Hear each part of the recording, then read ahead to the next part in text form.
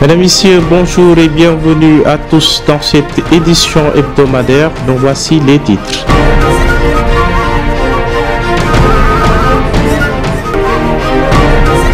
Les rues de Sinthiou Malem étaient remplies de monde ce week-end dernier. Des jeunes avec des banderoles rouges sur la tête et des cartons inscrits. Les revendications demandent au maire Saliou Baldé de quitter. Nous aurons leur réaction dans cette édition.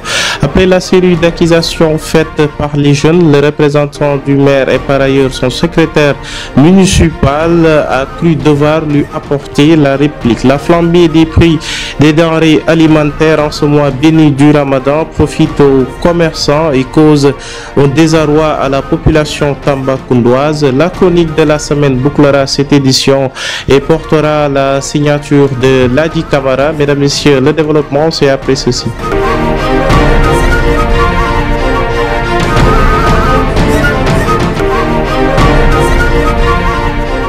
Et comme je vous l'annonçais, mesdames, messieurs, les rues de Sinthiou Malem étaient remplies de monde ce week-end dernier. Des jeunes avec des banderoles rouges sur la tête et des cartons où il était inscrit leurs revendications accompagnées d'un concert de voix qui disait que le maire doit quitter. L'engagement et le dévouement illuminaient leur visage. Cette jeunesse qui avait donné la chance à Mamadou Saliou Ba d'occuper le fauteuil de la mairie dit non aujourd'hui à cette même personne. Les détails dans ce reportage de Ngagne Sarr. Malgré le soleil de plomb, les populations malémoises sont sorties en masse pour exprimer leur mécontentement et sensibiliser les habitants de la mauvaise gouvernance de la mairie. Laissez-moi vous préciser d'abord que cette marche a été organisée dans le simple but de lutter contre l'injustice, de lutter contre la malgouvernance, de lutter contre le népotisme, de lutter contre le favoritisme qui se pratique ici dans la commune de Sinthiou Malem. Les populations lassées d'être expropriées de leurs terres ont dénoncé la gestion foncière du maire. Ce qui concerne le foncier, là j'ai les larmes aux yeux. Quand on a des autorités qui ne se soucient point de l'avenir des populations de leur commune, des autorités qui ne se soucient point de l'intérêt général, mais qui mettent en avant donc l'intérêt particulier. Donc là, nous disons non.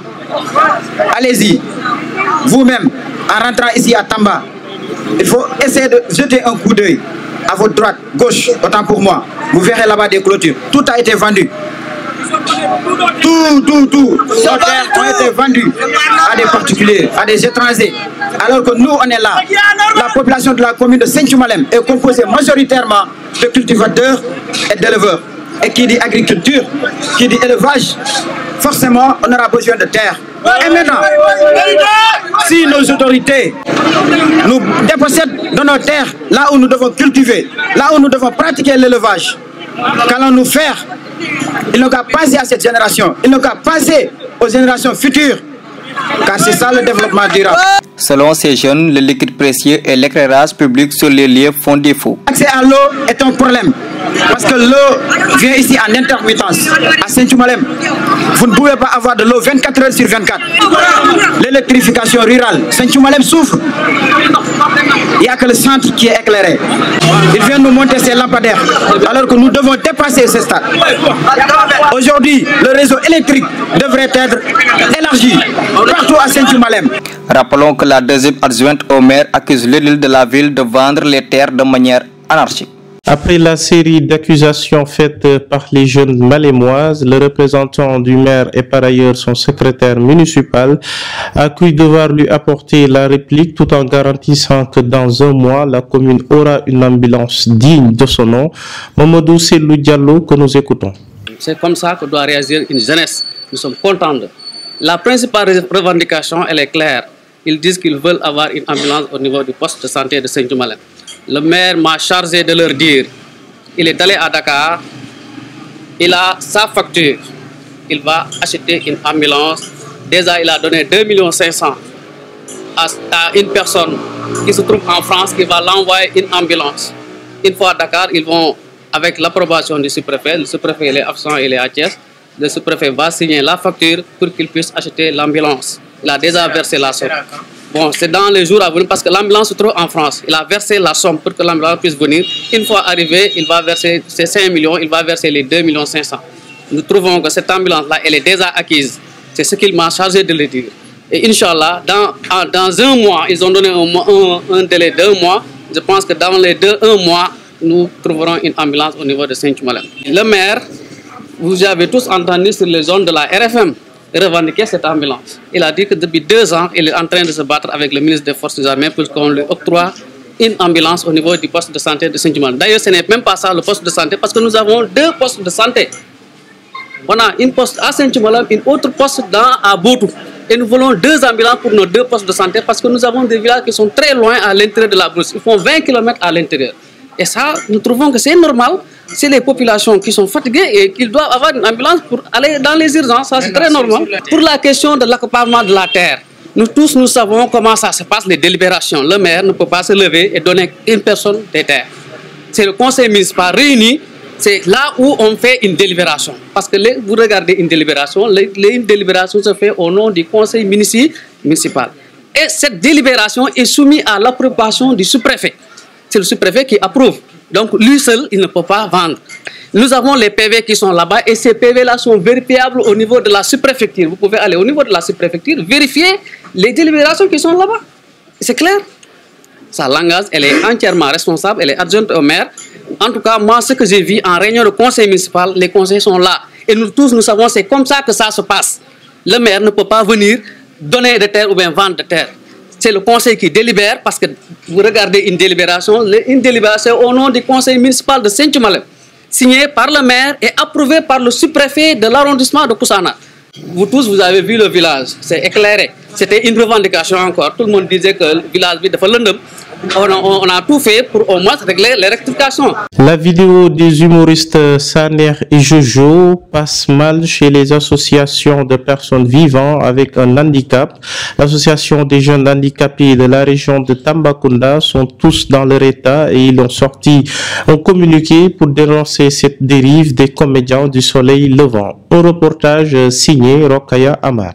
L'association des jeunes handicapés de la région de Tambacounda est très en colère contre les artistes Jojo et Saner, qui selon eux ont encore discriminé les enfants handicapés dans une vidéo circulant dans les réseaux sociaux. Nous, membres de la coordination des jeunes handicapés de Tamba, nous condamnons fermement donc, les propos tenus par Jojo et Saner.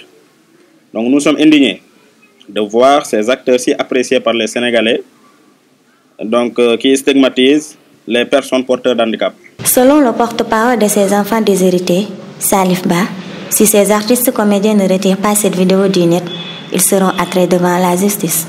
Il ajoute que ces comédiens sont des habitués de ces faits, des faits qui n'honorent pas la race humaine. Venant de ces artistes d'envergure internationale, on ne s'attendait pas à ça. Je pense qu'aujourd'hui, ils doivent construire. C'est des artistes qui doivent éveiller les consciences. C'est des artistes qui doivent construire au lieu de déconstruire. Nous leur rappelons qu'en tant que défenseurs des droits humains, nous n'accepterons pas que ces couches vulnérables soient discriminées. Nous n'accepterons pas que ces couches vulnérables soient stigmatisées. Ça sera la dernière fois. Et nous leur demandons de retirer immédiatement leurs propos en faisant des excuses publiques. Les personnes en situation de handicap interpellent le ministère de l'Intérieur et le CNRA pour que ces dérives ne se reproduisent plus. Merci à Rokhaya Amar pour ce reportage combien important. Toujours dans l'actualité de cet hebdo, le mois du Ramadan et aussi la période de l'année durant laquelle le prix des denrées alimentaires augmente partout, notamment au marché central de Tambacounda. Cette flambée de prix en ce mois béni profite aux commerçants et cause un désarroi à la population. Rokhaya Amar nous donne les détails dans ce reportage. Le Ramadan a beau être le mois du jeûne, c'est aussi la période de l'année durant laquelle les prix des denrées alimentaires augmentent partout, notamment au marché central de Tambacounda. Ainsi, s'il y a bien un aliment dont personne ne peut se priver durant ce mois béni, c'est bien les dattes. Je rends grâce à Dieu d'être encore là en ce mois béni. Nous n'avons ni augmenté ni diminué les prix de la date. C'est avec l'événement du Ramadan que nous avons changé de décor, chaque temps avec les marchandises qu'il faut. Les commerçants profitent du Ramadan pour faire gonfler les prix des denrées. Toutefois, ça n'empêche pas aux musulmans de bien remplir leur panier, car après une journée d'abstinence, ils se doivent quand même de bien manger afin de combler le gap de la journée. Place à la chronique et c'est l'affaire de Ladji Camara. Le Ramadan est le mois le plus sacré de l'islam, observé par la plupart des 1,7 milliard de musulmans dans le monde. Cette année, alhamdulillah, certaines restrictions qui étaient en vigueur concernant les prières dans les mosquées est révolue. Weeru Koor en langue nationale Wolof, la période du jeûne où Ramadan est le moment de recueillement et de partage. Le jeûne, pendant ce mois, constitue l'un des 5 piliers de l'islam. Au Sénégal, l'apparition du croissant lunaire fait souvent polémique, créant une confusion sur le début du mois de jeûne.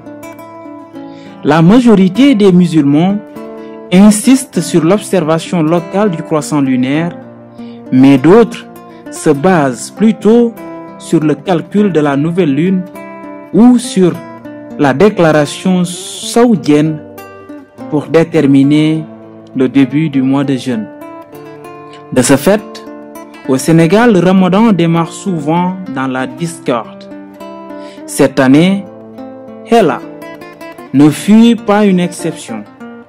Les musulmans ont commencé le jeûne dans la discorde. Malgré la mise en place d'une commission nationale chargée de scruter le croissant lunaire, les confréries n'arrivent toujours pas à s'accorder sur le début du jeûne. Ce mois saint par excellence est considéré comme le mois de la charité, car lorsqu'il s'achève, le fidèle doit s'acquitter d'une aumône, la zakat al-fitr. Il est aussi le mois qui révèle un caractère spirituel et véhicule des valeurs de paix, de fraternité et de solidarité. Durant ce mois consacré à la prière, à l'abstinence et à la sobriété, les activités culturelles sont au ralenti, voire même inexistantes. Les boîtes de nuit perdent une partie de leur clientèle. Par contre, durant le Ramadan, les dépenses alimentaires se situent bien au-dessus de la moyenne des autres mois. Ceci est dû à la modification des habitudes de consommation. Des dépenses parfois exorbitantes qui vont à l'encontre du rite religieux. En outre, c'est une occasion pour le musulman de se purifier, de contenir ses passions et ses désirs et éviter tout ce qui peut blesser son prochain. Ramadan Moubarak à toute la communauté musulmane d'ici et d'ailleurs. Mesdames et messieurs, voilà ce qui met fin à cette édition. Merci de l'avoir suivi, mais merci également à toute l'équipe technique et rédactionnelle qui ont participé à la réalisation de cette édition. Rendez-vous la semaine prochaine pour un nouveau tour de l'actualité du Sénégal oriental. Par ma voix, le groupe Weli Media souhaite Ramadan Moubarak à toute la communauté musulmane du monde. Rendez-vous la semaine prochaine et comme chaque semaine, bon week-end à toutes et à tous.